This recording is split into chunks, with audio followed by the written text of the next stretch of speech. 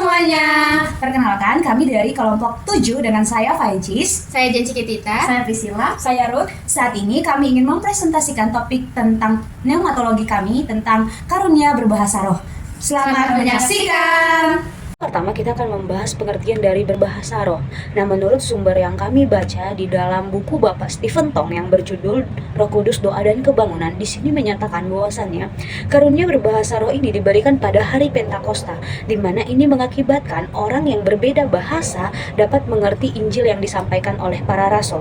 Tidak hanya sebatas mengerti, tetapi mereka dapat mengenal kasih Kristus yang ada dalam kehidupan orang percaya. Tujuan utama untuk melakukan bahasa roh ini sendiri adalah untuk menyatukan kita dalam kekuasaan Roh Kudus, di mana dengan karya Roh Kudus di dalam kehidupan kita dapat mengerti Injil dengan baik. Alkitab juga mencatat bahwasannya glosola itu adalah bahasa yang dimengerti, sehingga glosola, glosolalia ataupun bahasa lidah merupakan bahasa yang dapat dimengerti, bukan hanya bunyi yang tidak bermakna.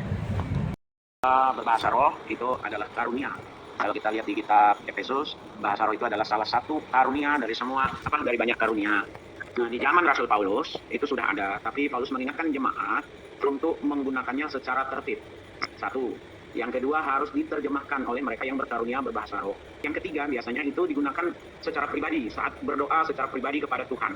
Reform itu mengajarkan bahwa ibadah harus dilakukan dengan tertib dan mudah dimengerti, seperti yang diajarkan oleh Paulus dalam 1 Korintus 14 ayat 33 dan 40. Artinya, ibadah tidak boleh kacau atau membingungkan. Jika ada orang yang berbicara dalam bahasa roh saat ibadah, tetapi tidak dapat diterjemahkan atau tidak ada yang menerjemahkan, hal itu tidak sesuai dengan ajaran Reform. Gereja Reform lebih mengutamakan khotbah yang menjelaskan isi Alkitab secara mendalam atau runtut, eksposisi, karena tujuan ibadahnya itu menguatkan iman jemaat melalui pemahaman firman Tuhan, bukan melalui bahasa roh.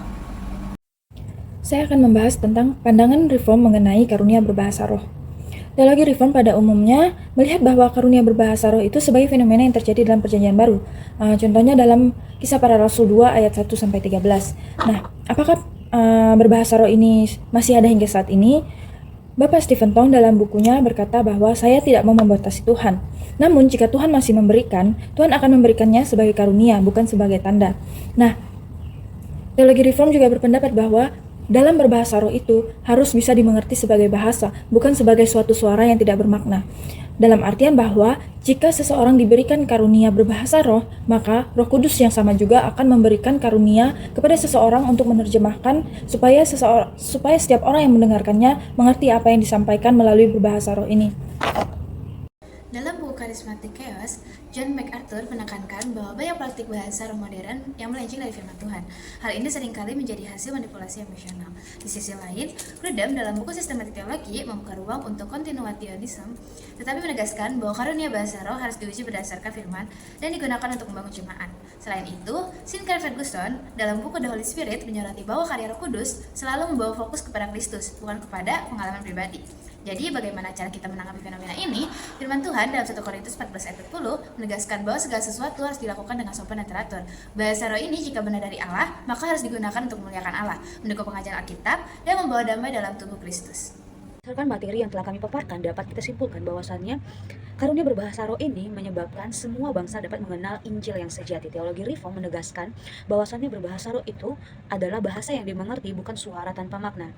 Di dalam paparan kami juga terdapat beberapa perbedaan dalam memahami praktik berbahasa roh, tetapi semuanya ini sejalan dan sepakat bahwasannya Roh Kudus bekerja untuk membangun jemaat dan memuliakan Kristus. Sebagai orang Kristen, iman sejati itu bertumbuh bukan dari pengalaman rohani, tetapi melalui pemahaman dan ketaatan kepada kebenaran Alkitab. Nah, Paulus juga menekankan pentingnya ibadah yang teratur dan dapat dipahami dalam 1 Korintus 14 ayat 19 yang mengingatkan saya bahwa Roh Kudus itu bekerja bukan melalui tanda-tanda eksternal, tetapi melalui regenerasi, pengudusan, dan transformasi hidup untuk semakin serupa dengan Kristus. Dari ini saya akhirnya menyadari bahwasanya karunia berbahasa roh itu digunakan untuk memberitakan kebenaran Injil Tuhan, dan juga karunia ini ketika melakukan bahasa roh harus ada yang menerjemahkan supaya orang banyak atau jemaat Tuhan dapat mengerti apa yang sedang diucapkan melalui bahasa roh tersebut, untuk mengajarkan orang percaya untuk semakin takut akan Kristus. Dari materi yang telah disampaikan, saya semakin berefleksi bahwasannya setiap orang percaya itu diberikan karunia-karunia yang sangat luar biasa oleh Allah, dan kita sebagai orang percaya harus menjalankan setiap karunia itu sesuai dengan kehendak Allah dan juga untuk kemuliaan Allah saja dan bukan untuk kemuliaan kita sendiri. Sebagai orang Kristen, kita diajak untuk mengutamakan karunia yang membangun jemaat. Seperti yang tertulis dalam 1 Korintus 14 ayat 12, mari kita fokus pada pekerjaan utama Roh Kudus, yaitu mengubah hati, menuntun kita dalam kebenaran, dan memperdalam pemahaman firman Tuhan. Untuk itu, kita perlu terus berdoa, mempelajari Alkitab, dan hidup dalam ketaatan kepada firman-Nya, sehingga iman kita terus bertumbuh dan memuliakan Kristus dalam segala hal. Sekian presentasi dari kami. Terima kasih, Tuhan Yesus memberkati.